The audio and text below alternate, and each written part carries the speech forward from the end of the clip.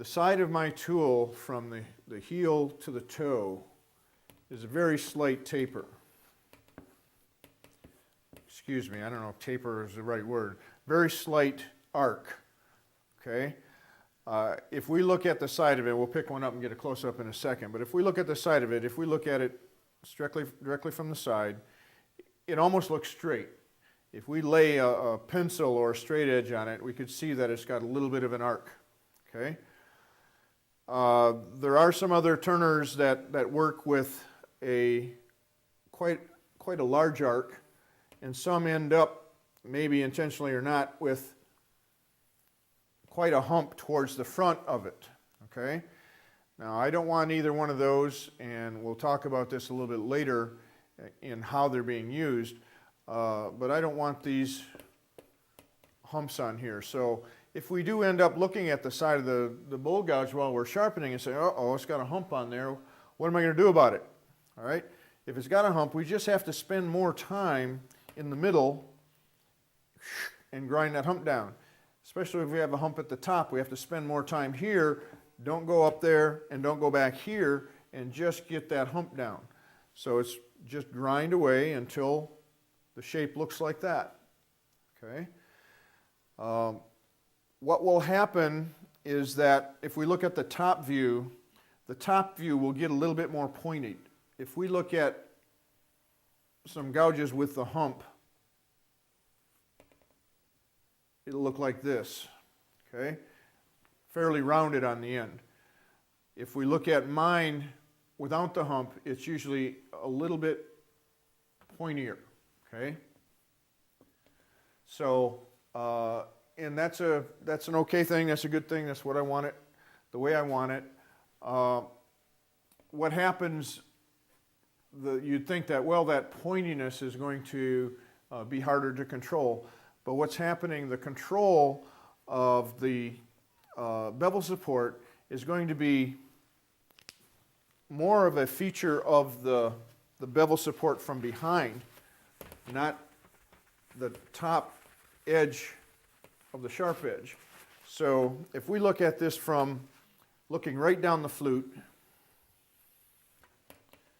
okay, the bevel now, or the flute configuration is a parabola. It's a rounded, soft arc, okay?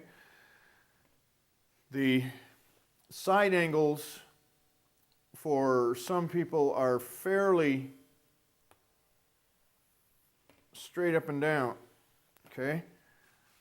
And what that does is take away the radius in the bottom for the support. Mine, I have tilted in on the side so that my side angles are tilted in to give us more support back here.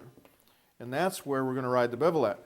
The tip edge up here where the sharp edge is a little bit sharper, but I have more support on the back. If we look at the back of these, this is one that would be sharpened on normally the Wolverine directions, and a lot of people use this tool. A lot of famous turners use this kind of a tool. But this angle here is fairly steep, straight up and down. If you look over at mine, the angle is tilted in quite a bit. Let me put this up so that you can see it from the end. This angle here is tilted in versus this is fairly steep, okay? So that tilted in angle leaves support behind underneath compared to this support. Let's look at directly from the back again. This roundedness right here is going to help us. It's gone here, and it's more support over here to give us a fatter sweet spot. There are really 3 configurations of bowl gouges out there, or probably lots of variations of them in between that, but basically 3. There's the David Ellsworth, the Jamieson type flute that uses a parabola, a nice rounded bottom to the internal flute configuration. There are some companies that make a U shape, okay, and that's not as easy to grind in this grind, and it doesn't do the 4 cuts that we want as easy, so I would try to stay away from that if you're going to buy a new bowl gouge. The other one is the old glazier shape that has the sides are swept back, but it's got a really tight radius at the bottom. Okay, that too is hard to get the tip configuration correct. So if you're going to get a new gouge, try to get one that has the flute configuration looking like this as you look right down the flute. If you can imagine the pulling cut with a big hump here, okay, if I had a big hump on the tool, that pulling cut would be really hard to do. It would be really aggressive, and I would be taking a whole lot of wood away. And you saw how gentle it was on my pulling cut using the tip only. So the pulling cut would be more aggressive, but more importantly here, when we're starting an entry point of a pushing cut, if we have a hump in there, what happens is the hump, if we can get a close-up shot of this, right now I have almost immediate entry of the cut happening and the bevel support at the same time starting to get support for itself. Let me just start it just a little bit in to get a start of it, okay? Now there's a cut happening, and there's my bevel support. It's already there, all right? Now let's think if I had a hump. I'd have to be cutting wood, the bevel would still be out here into air, cutting wood, and I'd still have the bevel out into air. So people compensate for that. They can lower the handle, they can close the flute, they can get a cut going, and then they get in and they have bevel support, and then they raise the handle back up, they open the flute, and they get back on the sweet spot and start to get the cut going, okay?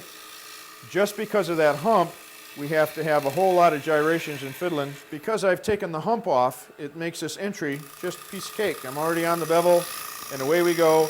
I don't have any gyrations to do to have a cut going. And slow down in the middle and cut it off, don't break it off, okay?